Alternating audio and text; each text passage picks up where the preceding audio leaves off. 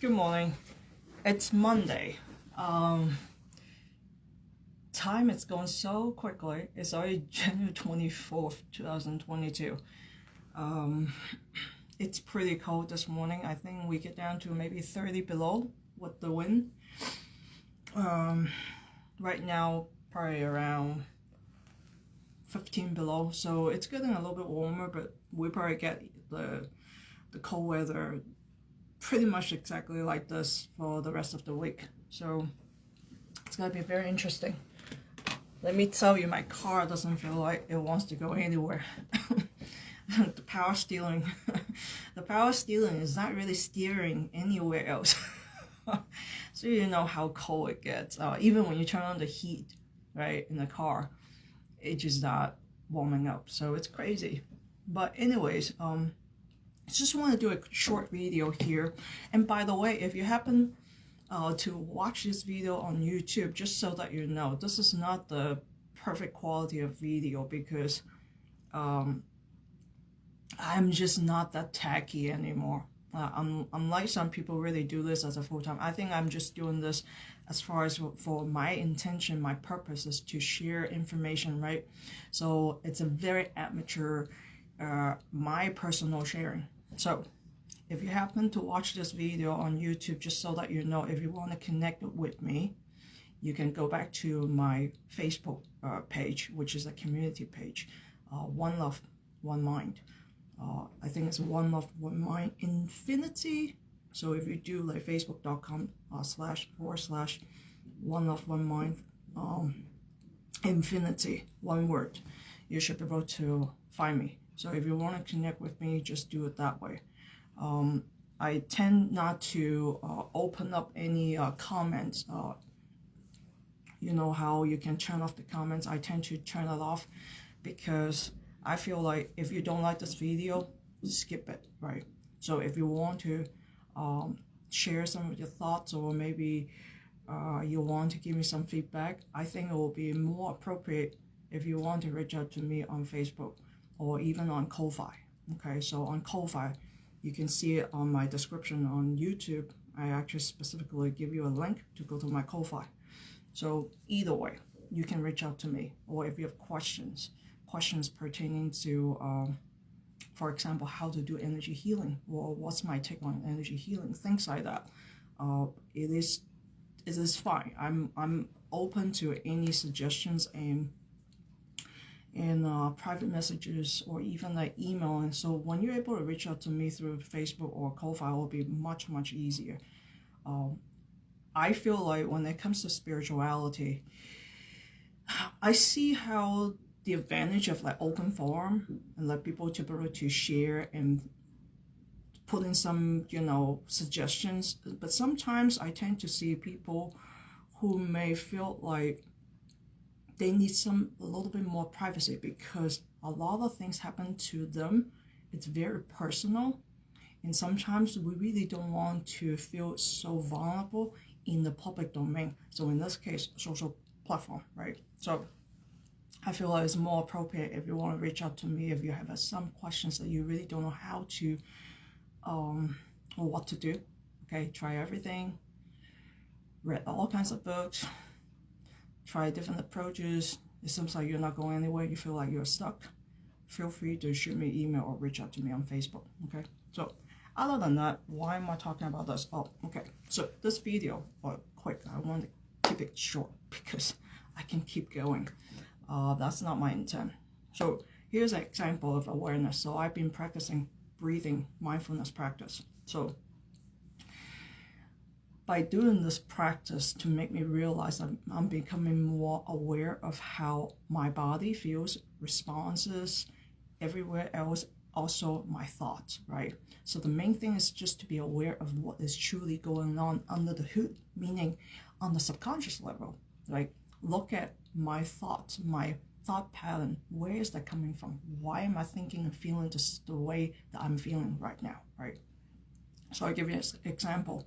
So yesterday I got an email from my FSA company. Okay, through my employer, I have this FSA account. So end of the year, now it's January, so they're doing the tax thing with the IRS, so make sure everything's all the ducks are in the row, everything it's compliant, I guess. So anyways, so I got this email again, second time, which requires me to upload a receipt for these classes at Walmart. So I get them at Walmart because let me tell you, being up here in northern Maine, you are really living in a very rural part of the country. You don't really have a lot of options. You don't really have a lot of restaurants or anything that you know of in the bigger cities. So with that being said, these classes, I got them at Walmart.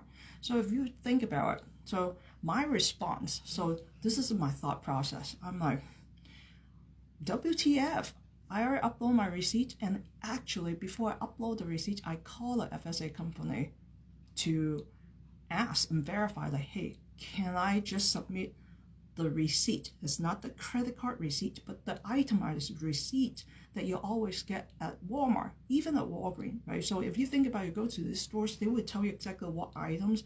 They will give you a short form, the short version of the name of the item and then price, and then it will tell you whether it's FSA eligible or not, right? So if you've done shopping at these big chain stores, you should probably know. And on the other hand, they request some sort of like statement or invoice. And think about it for a second. I'm like, how am I supposed to get an invoice or statement at Walgreens or Walmart or any sort of these type of, or Target? Hey, I'm going to go to customer service and say, hey, can I have an invoice for the products I got the other day? I'm just asking. I'm just going to throw it out in the air. By the law, per IRS, has to be a statement or invoice. Now, I get it. If I order stuff online, Amazon, anything, including Walmart, including Walgreens, if I order anything online, that's easy enough because I have my items and the pictures and what is it for, right? So you can actually print it out, save it as a PDF, no big deal. But I'm like, if I go into the store, which I did, how the heck I can get an invoice? You see what I'm saying? Like, who's going to give me an invoice?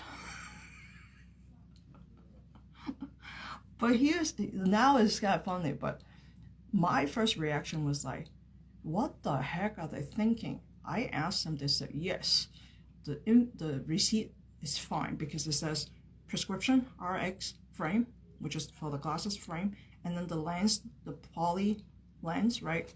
And then for the transition lens, yada, yada, yada. Okay. Very simple, but it's itemized, it's on the receipt. So I said to myself, I asked before I upload that thing. Fast forward 30 days pass, and then they send me an email threatening to deactivate my debit card, right, for that FSA account. So they give me a final notice, and to be able to give that particular letter, and then upload the receipt, everything back to the portal to prove that I really did purchase something that is FSA eligible. So I'm like, what am I supposed to do? I asked them, they say, yeah, go ahead and send that receipt as long as it's showing RX frame, right? So it's not because it's not good enough, right? So I'm like, they are just setting the trap to trap me to make sure I fail this thing so that I have to pay with my money. So my thought process is starting to come out. Oh my God. I felt like the whole entire world was trying to attack me. Meaning, I'm like, they can do this to me. They can do this to everybody. Like, what are they thinking? Like, why would they do that? Why can't they just make something that's more sensible? That you cannot just go up to a customer service and say, hey, can you give me a fucking invoice? You know, that is stupid, you know, so that's all coming out of my head, right? So all my Zen practice just go into the wall, and I'm like, what the heck, you know? I got so worked up, I couldn't really like staying calm. I tried to do my breathing practice and all that. And so I was like breathing in, you know, love, breathing out, you know, with that forgiveness. I'm like, forgive my ass. I'm like, this is stupid, right? Then finally I was able to calm down. So what I did, I literally going back to basic. I don't even think about breathing in what and breathing out what. I just be mindful of my breath, right? So eventually I was able to calm down. And eventually I was able to go back to my oneness, that space, right? To keep me calm. And finally, I had this question to myself in my breathing practice. I said that, so what is it really truly going on? Why am I getting so worked up? Is it really the fact that I think, the first impression was that I think I just want to get things done. It's always the style, my style. If I have something in front of me that I want to get it done, I will make sure to get it done right there. I'm that type of person. I want to knock everything out the way so that I know. It's the sense of control, right? That's obvious. That's kind of like for everybody. Most people are the same way. But I'm just really OCD on that. So I said to myself, well, I just want to get things done. That's all I want. There's nothing wrong with that, right? Handling things. I'm handling my things, but that's just stupid, right? Then the next question is it really how I find an excuse for me to see it for what it is? Or am I just delusionally thinking that I'm getting so upset because I want to get my things done? No. And listen to the tone of how I felt and how I questioned myself was like, is there something else? Something else underneath that feeling I want to get things done, the controlling issue. Is there something else underneath? And the answer is yes, because I took it very personally. The way I said it to myself is like, they're trying to trap me and make sure I fail this so that I have to pay with my own money. They're not here to help me. They're trying to mess me up. They're trying to just trip me. So all of a sudden, I have this light bulb moment. I'm like, oh my God, didn't I just do the other video the other day? I talk about like, don't take it personal. It's not about you. I just said it in the video. So I was like, oh my goodness. Right there. I'm like, that's the trap that we constantly, easily fall into, because that's how we were programmed in the subconscious. That it's always something about us, or that company is doing that to make sure that I won't go anywhere, or make sure I'll fail. So also that I make it so personal, because that's how I felt. That's why I get so worked up, is because I took it so personal on that level. So that I recognize it. And so what I was telling myself, like, okay, I see for what it is, for real. I took it to the heart. I took it so personally, even though I haven't talked to anybody yet. I just internalize everything that I'm experiencing right now into something that's so about me, how they treated me. They should not treat me that way. They should not treat customers that way. They should have a better customer service. So all of a sudden I have all this, they should have done this, they should have done that. So make it all about me. But in truth, it's really not all about me at all. It's nothing about me. The policy says this is how it works, whether it's reasonable or not reasonable. Okay, I have to take a step back to be able to look at it.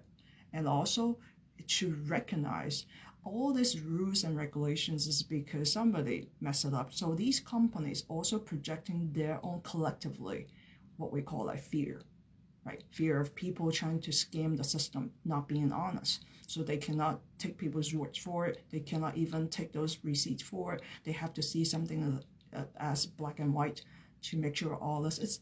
It's also a form of like projection based upon the previous experience. Possibly a lot of people trying to not being completely, totally transparent and honest. So they have to set all those rules by IRS, right? So you kind of take a step back one layer at a time to realize it's all about fear talk. As much as they are doing the fear talk without actually talking to me, except for the email, I internalize and interpret. And I, at the same time, reactively projecting my fear, thinking they're attacking me. They don't take care of me because I'm their customer, yada, yada, yada. I take it so personal. So I project my fear back at nowhere, right? Just getting myself so worked up. So that's the thought process. So going back to the practice, the breathing practice, the mindfulness practice is extremely important. It's extremely helpful. I don't even know what else to say. I feel like I need to do like an infomercial about breathing practice, the mindfulness practice, because it's so powerful. It helps you to slow down just enough to, it's almost like, you know how when you're watching a video, right? And then you want to slow motion capturing every single microscopic movement, facial expression, body responses, physiological response, all that. All of a sudden you just see it clearly for what is truly going on, rather than just you saw, okay, I saw it. Do you really see it? So the mindfulness practice is able to help us just to slow down bit by bit, frame by frame, and you start to see something that you normally don't see. That is when you have the aha moment to back up on my theory. So that's why it's not just a theory, obviously. It's a wonderful technique, wonderful tool that I personally truly highly grateful, so grateful for so many teachers to talk about that and trying to share this wisdom with all of us. And we're just so hard-headed sometimes. We're just so stubborn that they're feeling like our life is really messed up enough. We don't need to hear all this hocus pocus, all this spiritual talk, because it's just not for me. It's just a bull crap, you know. And let me tell you, I was a hard-headed son of a gun for the longest time. I was really one of the worst skeptics. Sometimes I feel I was just a pain in the butt. But anyways, but that's my sharing. It's pretty amazing for me to be able to slow down enough to be able to see the whole process of it and recognize it and be okay to admit to the fact that I've been really facing my own demon, my own feeling so vulnerable that as if everybody is trying to do something to hurt me or to make sure I won't succeed, to make sure I will fail, to make sure I just fuck it up. That thought process, that's coming from the childhood, right? Because that was my personal, what they call adverse child experience, right?